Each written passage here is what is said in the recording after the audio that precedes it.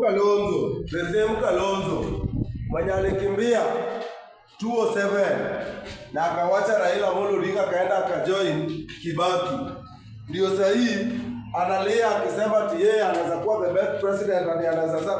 Ile time ulikuwa ukikimbia, so ungeshikana na baba na Kalonzo, you are a betrayer na wewe, we can't trust you.